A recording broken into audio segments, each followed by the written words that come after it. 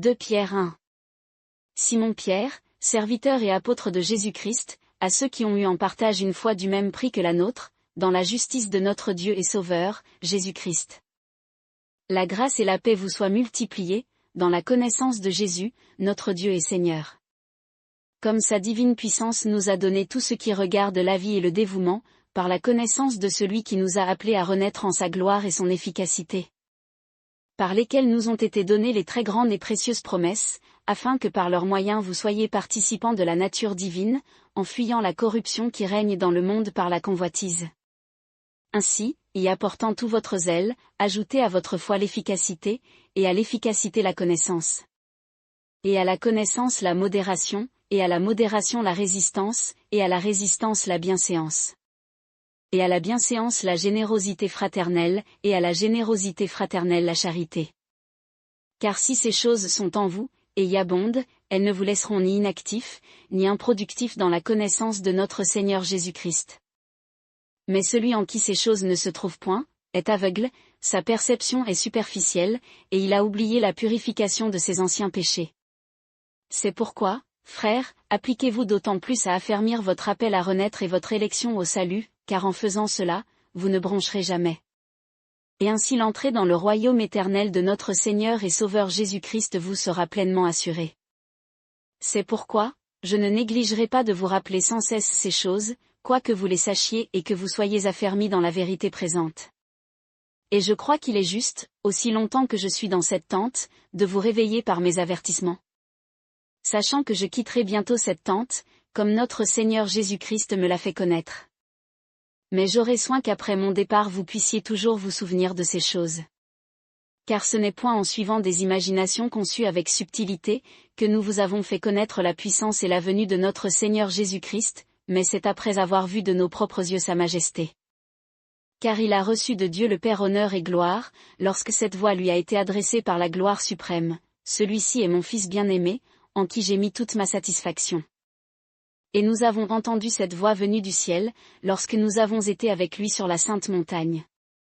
Nous avons aussi une parole de prophétie qui est assurée davantage, et à laquelle vous faites bien de vous attacher, comme à une lampe qui brillait dans un lieu sombre, jusqu'à ce que le jour resplendisse et que l'étoile du matin surgisse de vos cœurs.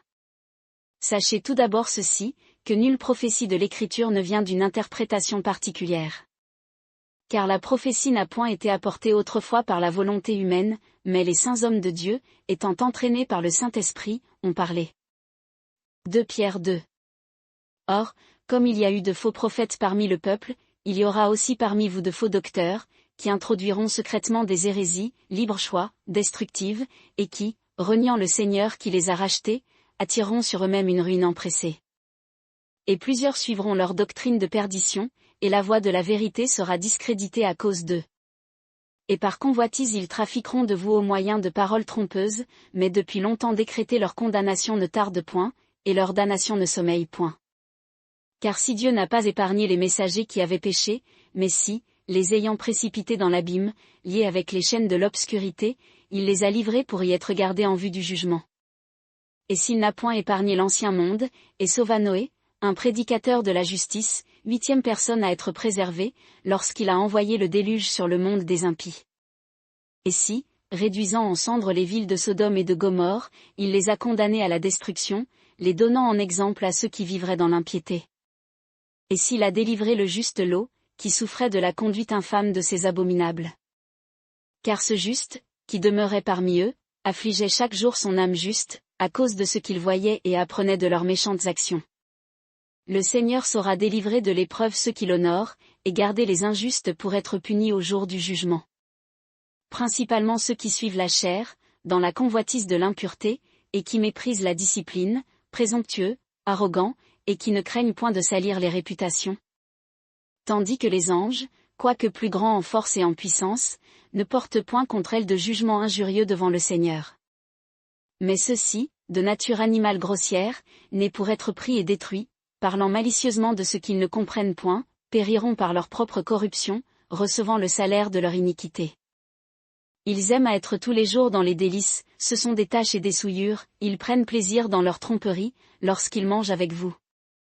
Ils ont les yeux pleins de trahison, et qui ne cessent de pécher, ils captivent les âmes mal affermies dans la foi, ils ont le cœur exercé à l'ambition, ce sont des enfants de malédiction. Qui, ayant quitté le droit chemin, se sont égarés, en suivant la voie de Balaam, fils de Bosor, qui aima le salaire de l'iniquité, mais qui fut repris de son injustice. Une ânesse muette, parlant d'une voix humaine, réprima la folie du prophète. Ce sont des fontaines sans eau, des nuées agitées par un tourbillon, et l'obscurité des ténèbres leur est réservée en tout temps. Car en tenant des discours enflés de vanité, ils captivent, par les convoitises de la chair et les libertinages, les personnes qui s'étaient véritablement éloignées de ceux qui vivent dans l'égarement. Leur promettant la liberté, quoiqu'ils soient eux-mêmes esclaves de la corruption, car on devient esclave de celui par lequel on est vaincu. En effet si, après avoir fui les souillures du monde, par une connaissance superficielle du Seigneur et Sauveur Jésus-Christ, ils s'y engagent de nouveau et sont vaincus, leur dernière condition devient pire que la première. Car il leur eût mieux valu de n'avoir point connu la voie de la justice, que de se détourner, après l'avoir connue, du saint commandement qui leur avait été donné. Mais il leur est arrivé selon ce proverbe vrai, le chien est retourné à ce qu'il avait vomi, et la truie, après avoir été lavée, s'est vautrée dans le bourbier. 2 Pierre 3. Bien-aimés, voici déjà la seconde épître que je vous écris.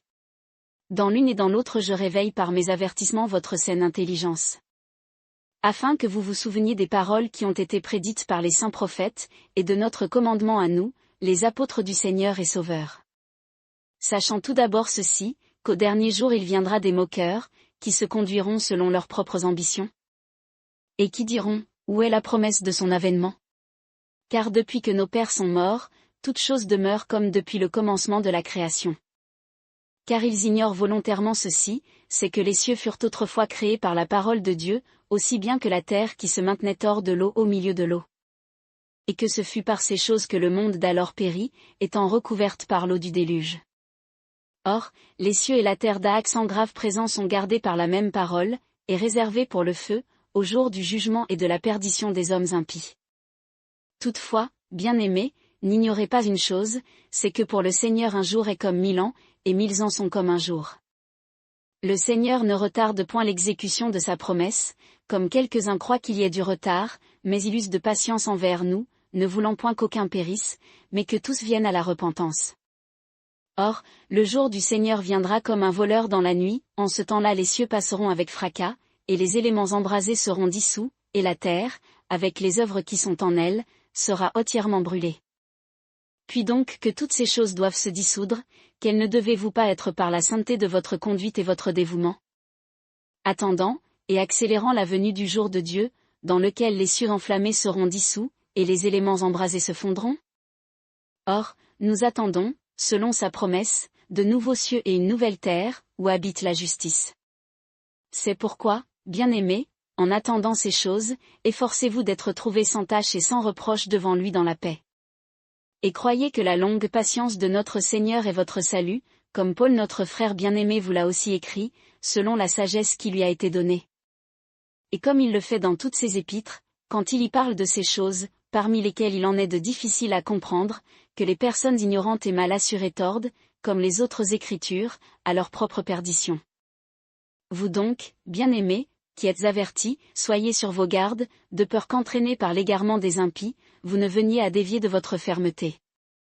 Mais croissez dans la grâce et la connaissance de notre Seigneur et Sauveur Jésus-Christ. À lui soit la gloire, maintenant et pour toujours. Amen.